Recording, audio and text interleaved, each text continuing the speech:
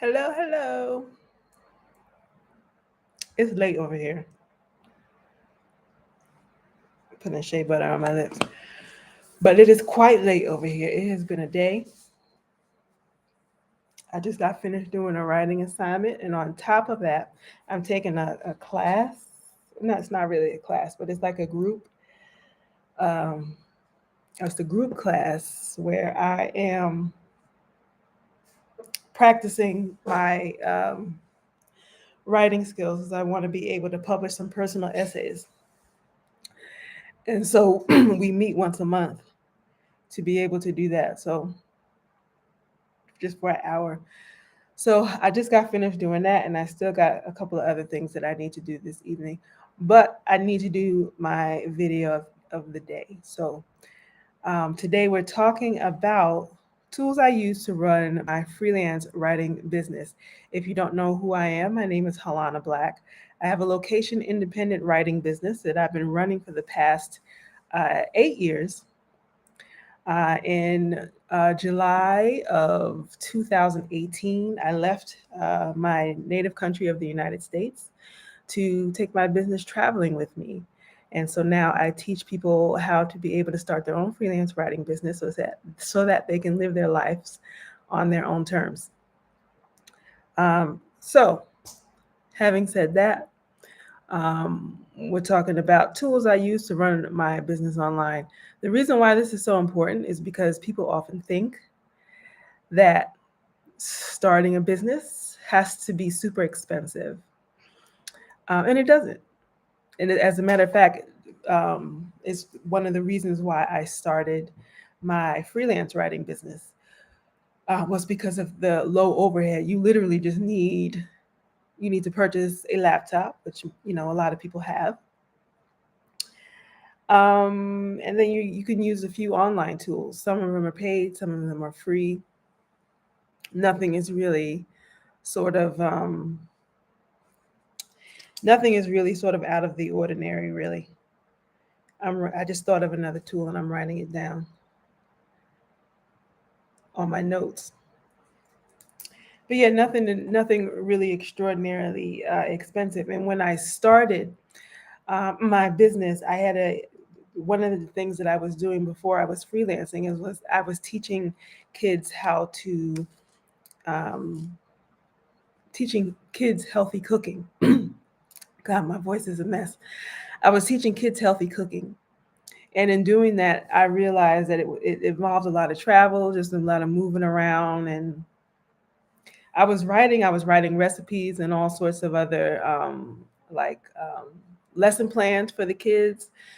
Because what I used to do in the class with them is I would take them around the world via the foods that they were learning how to make, and they really enjoyed that because the kids, it was a class. I had three classes in Brooklyn that I was teaching after school, and they were very culturally diverse, and they were really excited about being able to see pieces of their culture in the classes that I was teaching them.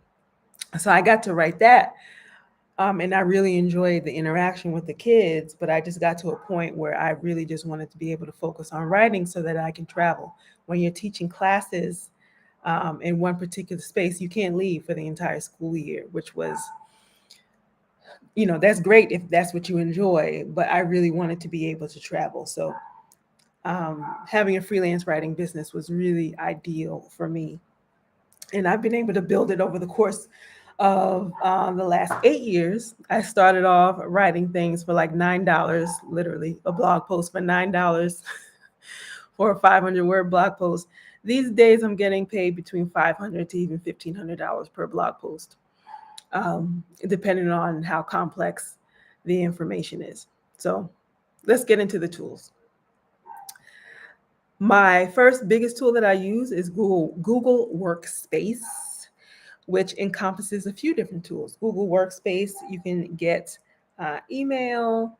It's got like a folder management system. It's got a calendar in it, and Google Docs. Those are really the major functions that I use with. Oh, and did I say email? I think I said email.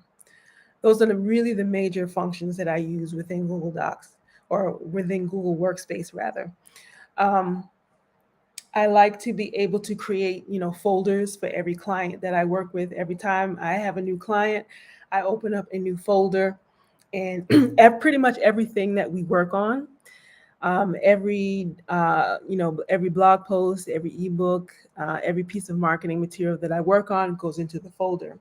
I also create spaces to be able to put, like, the paperwork that you got to sign, the W-2 forms and all that other stuff.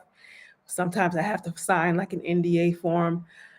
So I'll put copies of those into um, into the folder.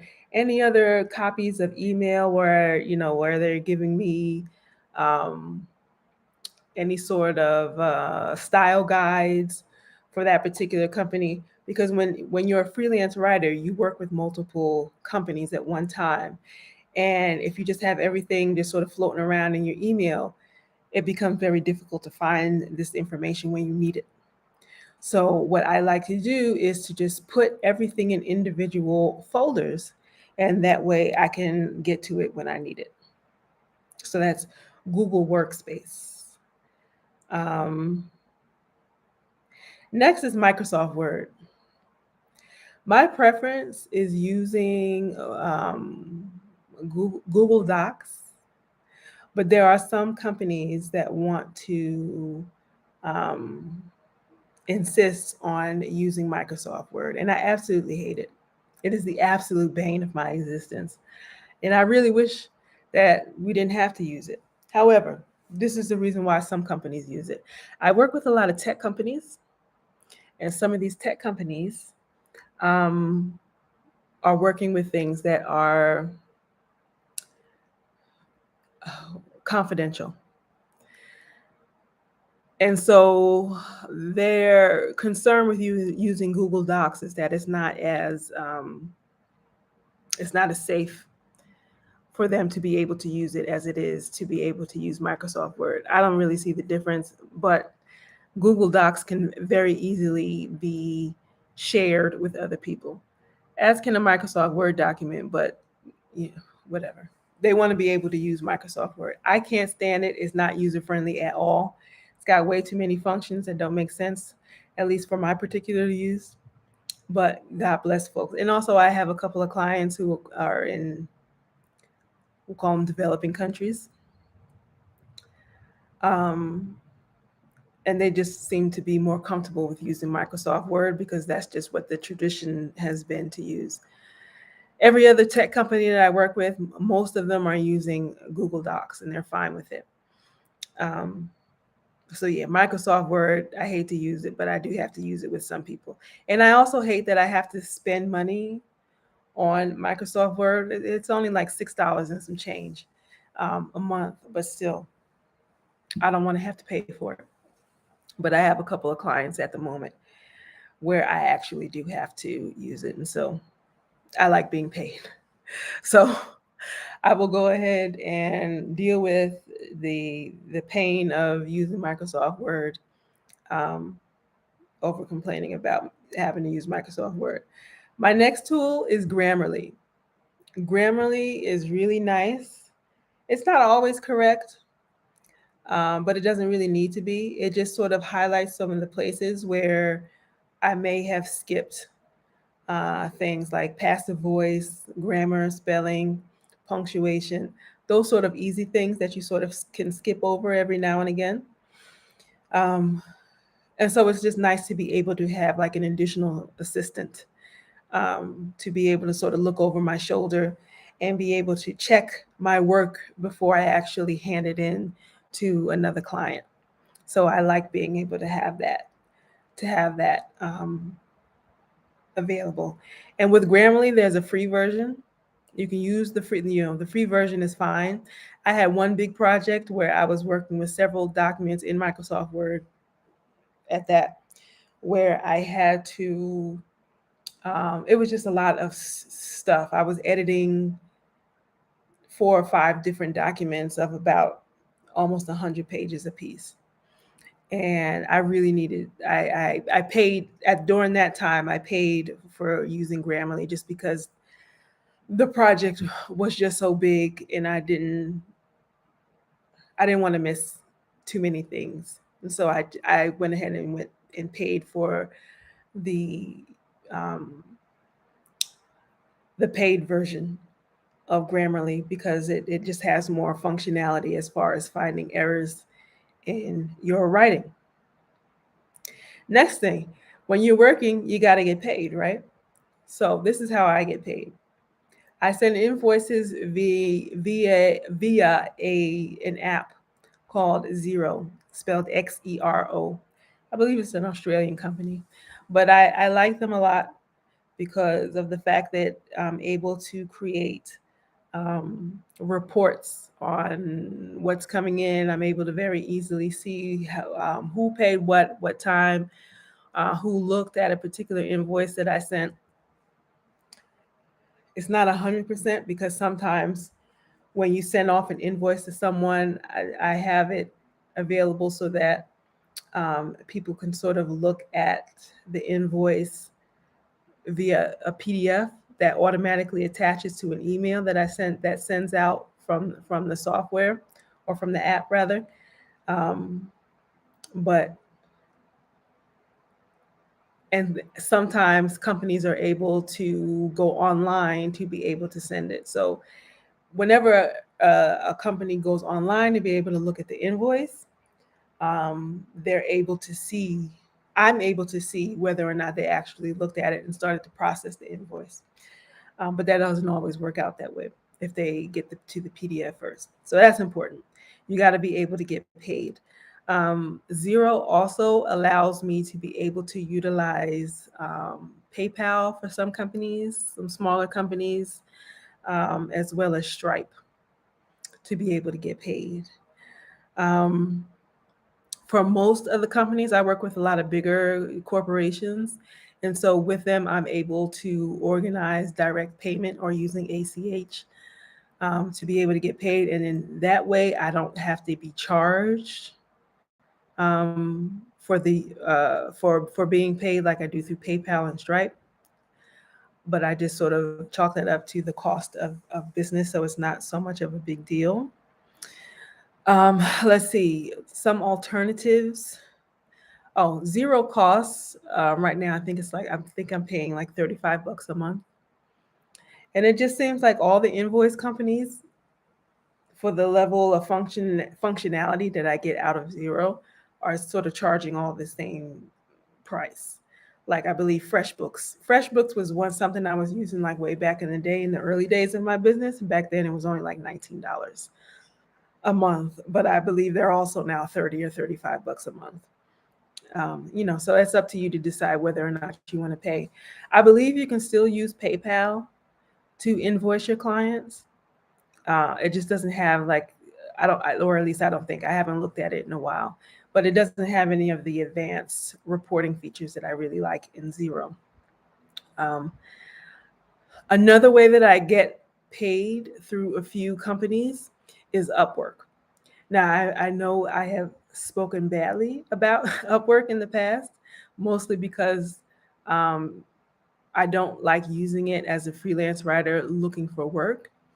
However, I do use it as a communication platform with certain companies who might have a more of a convoluted payment system for their vendors.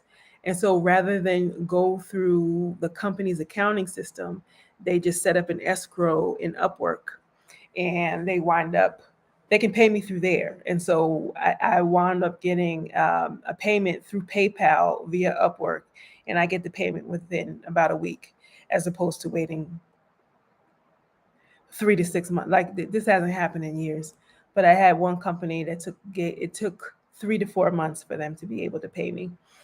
And so I'm glad that there are some companies when they understand that their payment process is just a little bit too much to deal with, particularly for freelance writers, who, we're not big vendors, getting paid hundreds of thousands of dollars. for our work. So, just pay us our few thousands of dollars a month and do it through Upwork, which actually works for them. Um, and what's also nice about Upwork is that usually they don't take a fee. The company can fix it so they don't take a fee. There are some companies that are just like, that's on you, whatever it is that you told us that you're going to get paid, and then they'll take out a percentage at Upwork. And then there are companies who specify that what, like if I'm getting, like I had a company that was paying me $1,000. It was a cybersecurity company. They were paying me $1,000 for a blog post, and I didn't have any extra fees taken out, which was nice. Next tool, Canva. Sometimes I will use Canva for like LinkedIn posts, mostly social media stuff.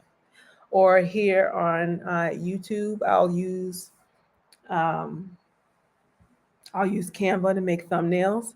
I'm still very new at YouTube. I'm really quite comfortable with just pressing the live button, and every once in a blue moon, somebody will pop in, which is pretty cool. But um, I seem to get more interaction when I just sort of pre-record it and figure out how to put together a nice thumbnail that is sort of catching to the eye, and I upload it that way.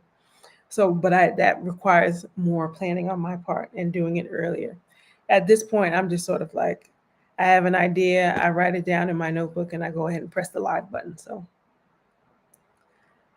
we'll do more production stuff as we get along. Um, Next tool, Slack. Slack, the communication tool.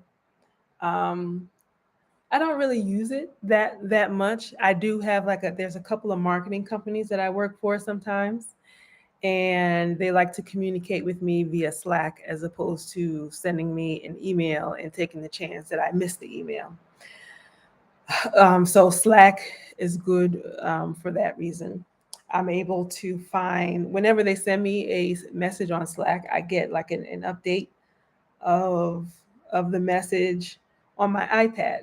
So whenever I walk away from my iPad and they send me a message, it's just sort of it's flashing on the front, so I can't miss it, and I don't miss out on paid work.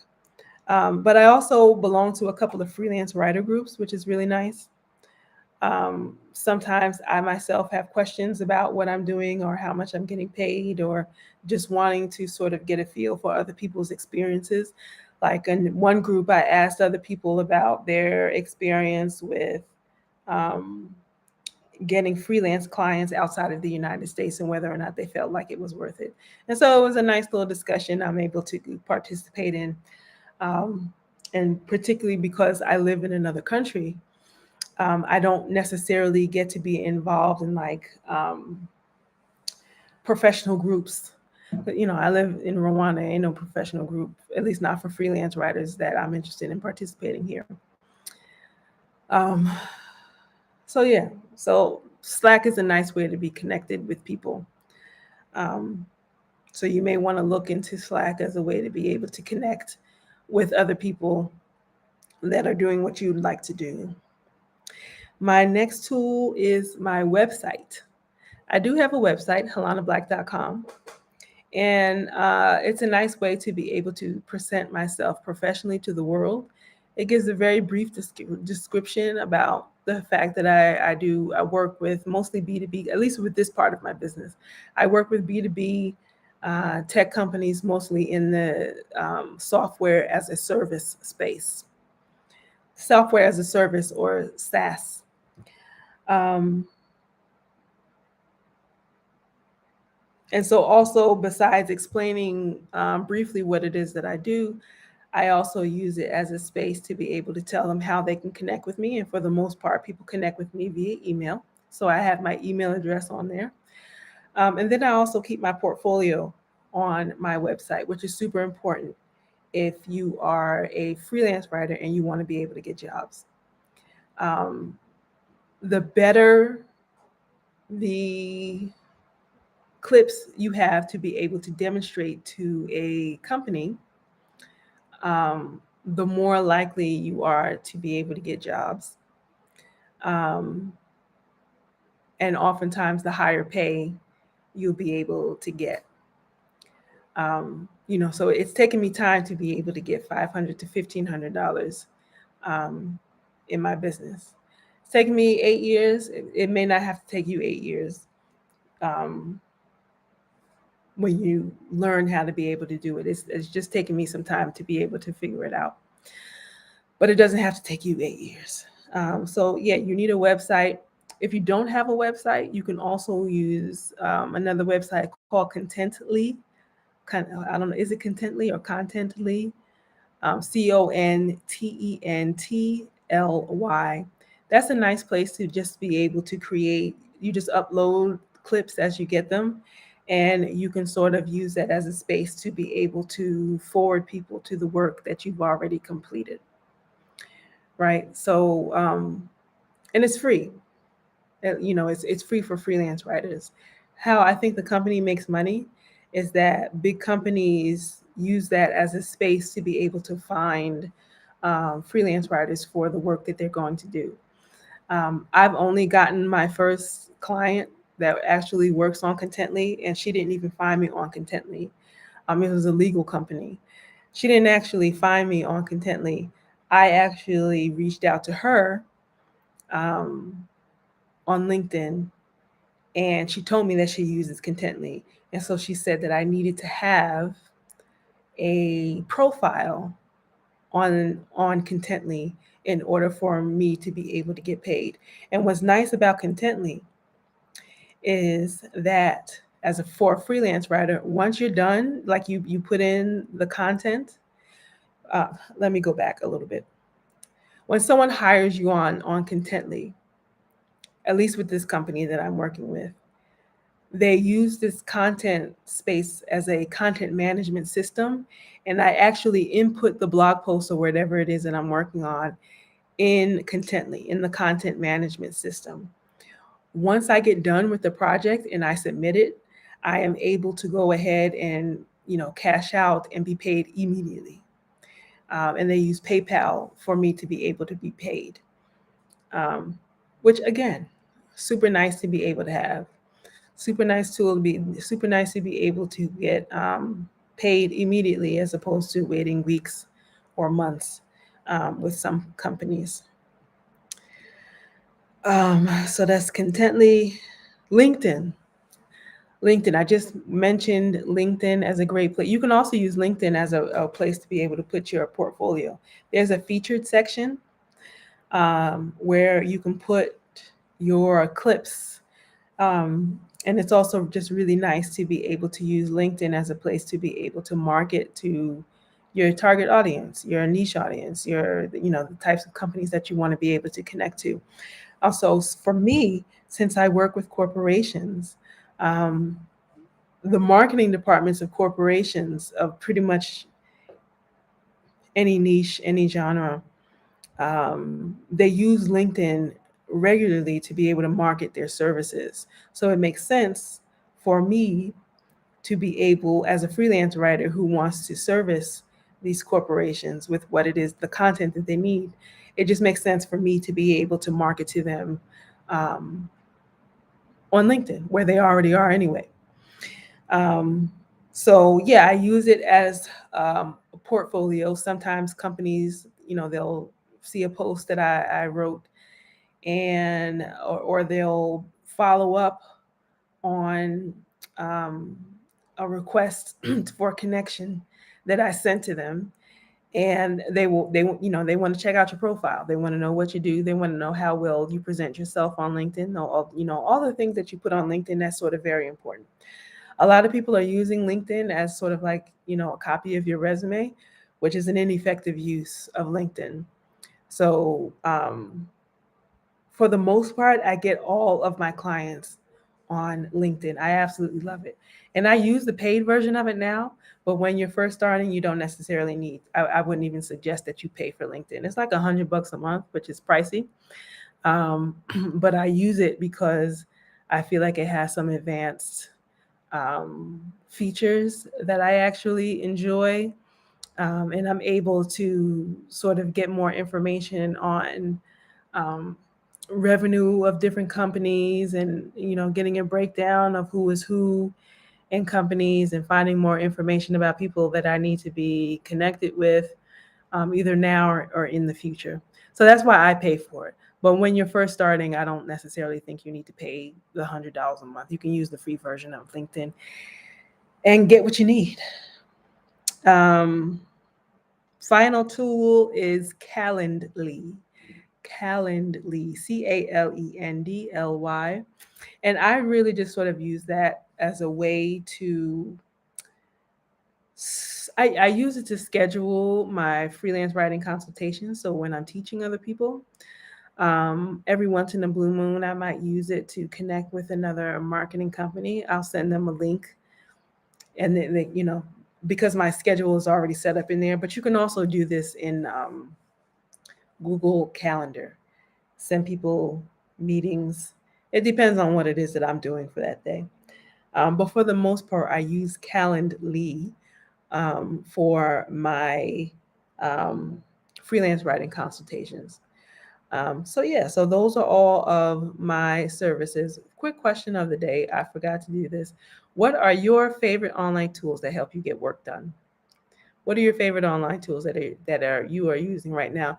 If you're a writer professionally, or you've got some other job, what are some of the online apps that you are using to be able to help you get work done on a regular basis? So that's all I have for today. Um, as I said, I am doing freelance writing consultations. If you want to be able to learn how to start your own freelance writing business so that you can travel the world and live life on your terms. If you want to be able to, or if you have a freelance writing business and you want to be able to get better paying clients, I can also help with that in a 1 hour session. You can just go to the description box and click on the link, or you can just go to helanablack.com and click on freelance writer coaching, and you can set up your appointment there. So thank you so much for hanging out with me. Please like, subscribe, and share this particular live, and I'll see you tomorrow. Peace.